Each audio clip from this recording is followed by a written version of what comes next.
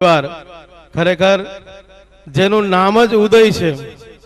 રાત્રે ભાઈ શ્રી માયાભાઈ વાત કરી ખરેખર કે આ સહસ્ત્ર બ્રહ્મ સમાજ સિહોર સંપ્રદાય અને મોટા ખુટોડા ગામની અંદર જે ઉદયભાઈએ સમાજને ઉજળો કરી અને સંપૂર્ણ બ્રહ્મ સમાજ ક્યાંય ને ક્યાંય આવી સનાતન ધર્મની જે કોઈ આપણી મર્યાદાઓને પરંપરાને પાલન કરવા માટે જે પણ જહેમત ઉઠાવી સંપૂર્ણ વિશ્વને ખૂણે ખૂણે સનાતન સંસ્કૃતિ વૈદિક પરંપરાને પહોંચાડી, એવી જ રીતે આવતા ભવિષ્યની અંદર પણ ભગવાન દ્વારકા પીઠાધીશ્વરના ચરણોમાં પ્રાર્થના કરીએ કે આ સંપૂર્ણ બ્રહ્મ સમાજને હૃદયસ્થી આશીર્વાદ આપી તન મન ધન સંપૂર્ણ રીતે સ્વસ્થ કરે, એવી શ્રી ભગવાનના ચરણોમાં પ્રાર્થના. અસ્તુ. ઓમ નમો નારાયણ.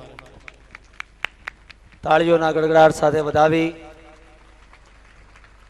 અને આગળ કાલે જેમણે આપણને ખૂબ આનંદ કરાવ્યો એવા કીર્તિદાનભાઈ ગઢવીને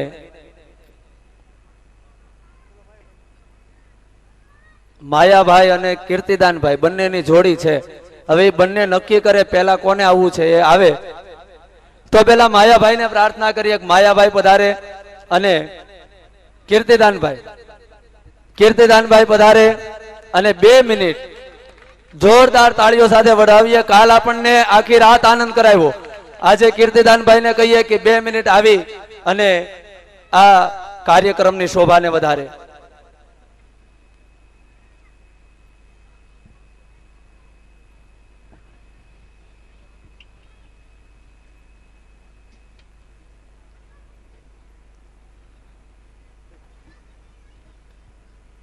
महादेव.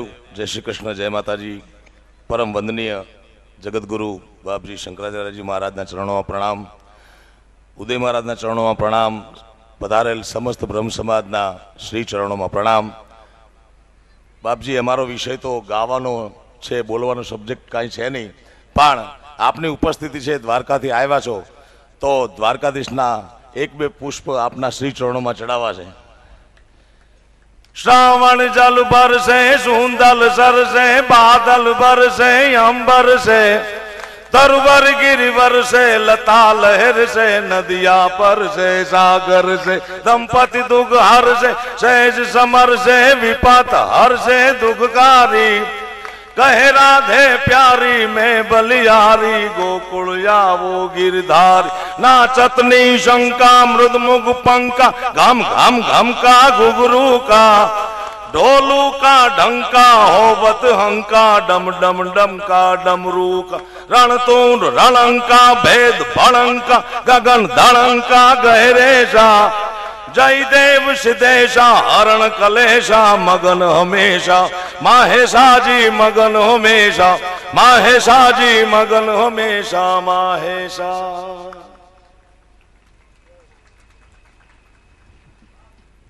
खूब खूब धन्यवाद કીર્તિદાનભાઈ.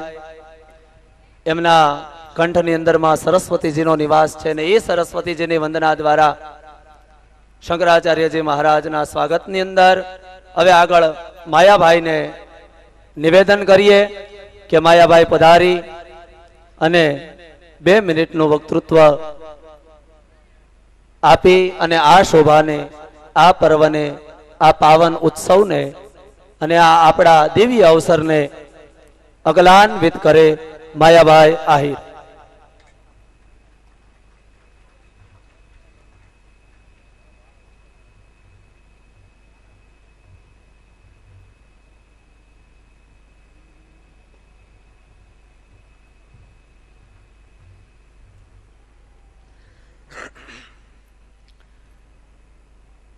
गुरुर् ब्रह्मा गुरुर्विष्णु गुरुर्देवो महेश्वर गुरु साक्षात परम ब्रह्म तस्मै श्री गुरुवे नमः. भगवान श्री जगतगुरुजीना चरणों में साष्टांग कोटि कोटि प्रणाम. मंच पर उपस्थित अपना पूजनी वरदासगिरी बापू તેમજ તમામ સંતો, આજે મોટા ખોટવડાને આંગણે મારે કહેવું તો એટલું જ કહી શકું. આજના દિવસે આચાર્ય શ્રી ઉદય મહારાજે આજે ખોટવડાને તીર્થ બનાવી નાખ્યું છે સાહેબ. જ્યાં ભગવાન મહાદેવ દુધેશ્વર બિરાજે. કારણ ઘણી જગ્યાએ તીર્થ હોય અને ત્યાં માણસ જાય એ પાવન થતા હોય છે, પણ જ્યાં આવા મહાપુરુષો આવે ને ત્યાં તીર્થ આખું ઊભું થઈ જતું હોય છે, ત્યાં તીર્થ બનતું હોય છે. અને એટલે જ કાલે ગઈ રાતે જે આનંદ કર્યો અને એ જ જગ્યાએ આવીને પાછા ભગવાન જગતગુરુજીના જ્યારે અહીંયા દર્શન થાય અને આખો આપણા ખોટવડા વિસ્તાર એ એક આખો ઇતિહાસ બનતો હોય છે. ભગવાન જગતગુરુજી પધારે એવા કેટલા ગામ ભારત વર્ષમાં, આવી રીતે નજીકથી દર્શન કરનાર આપણે કેટલા, એક એનો ઇતિહાસ બનતો હોય છે.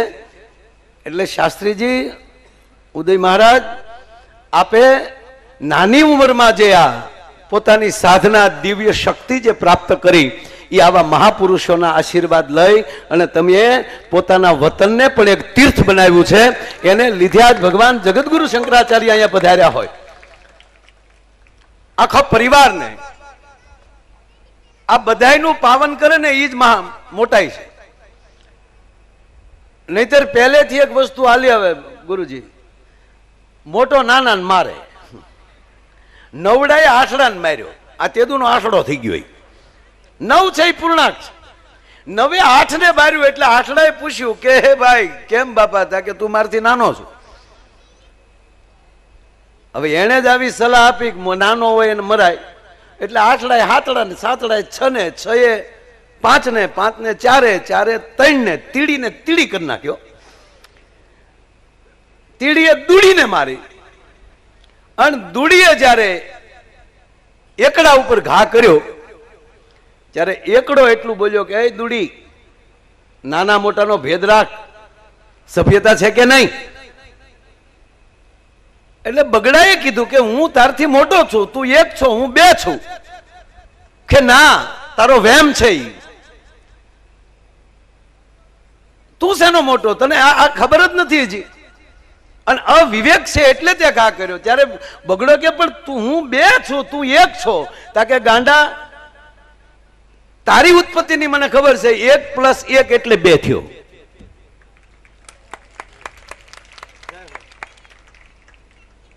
તારી ઉત્પત્તિની અમને ખબર છે.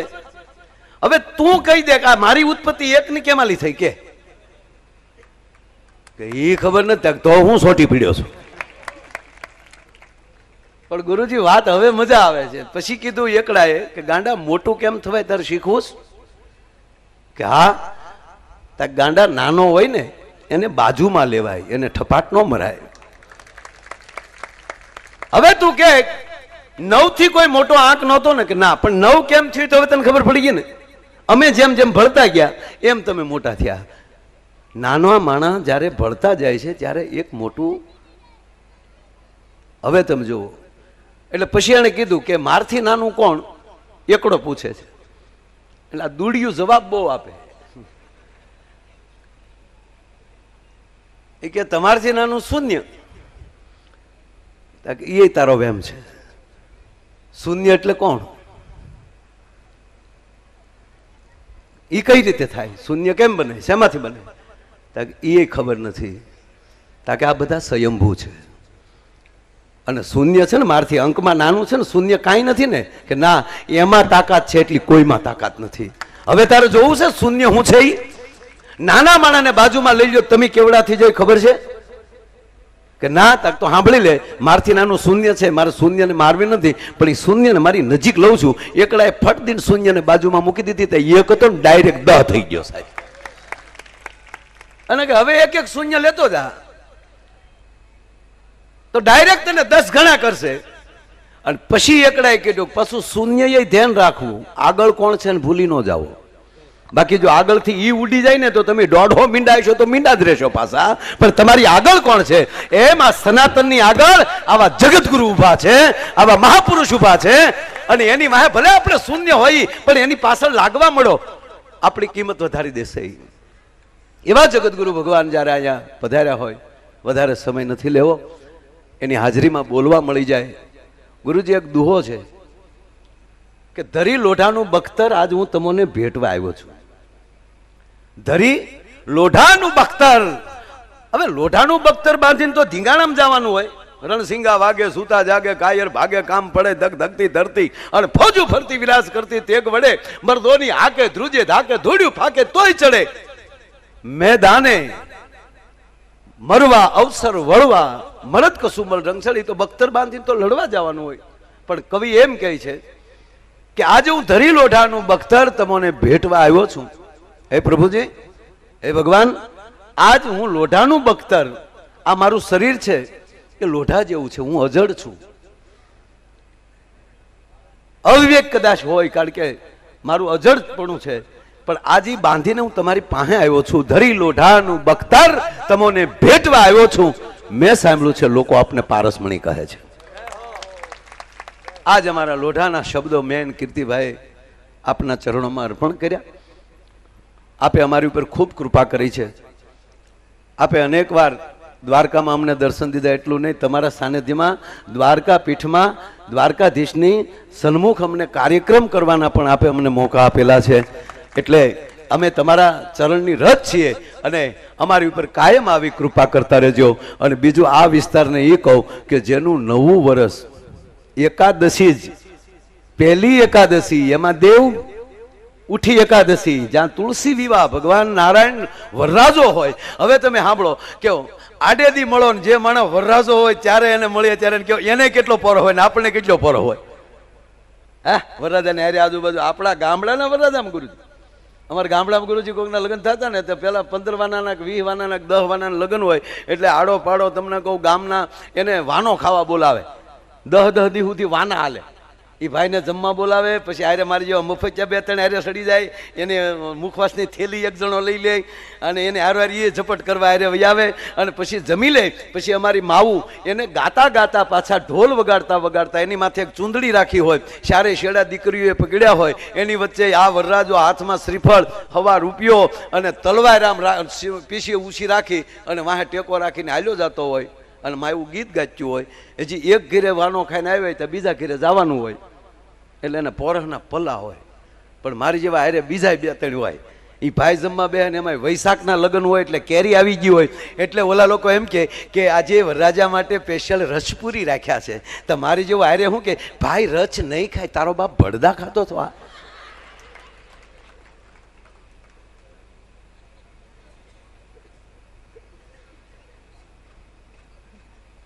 તો એ વરરાજો ગામનો નાનો માણા હોય એને પોરો હોય તો આ જગતનો નાથ દ્વારકાધીશ વરરાજો હોય, એમાં જગતગુરુની હાજરી હોય તો બે કોલી આપણને આશીર્વાદ કેટલા મળે એનો મોટામાં મોટો આજે પુરાવો છે. તો વર્ષ જ આપણું અહીંયાથી શરૂ થયું. ત્યારે નવા વર્ષના પણ ગુરુજીના ચરણોમાં પ્રણામ કરી, આપ તમામ ભૂદેવોના ચરણોમાં પ્રણામ કરી અને અહીંયા અમને બોલવાનો અવસર મળ્યો એટલે ઉદય બાપુને પણ આટલી કોટી કોટી પ્રણામ કરું છું. તમને ખૂબ ખૂબ અમે વંદન કરીએ કે તમે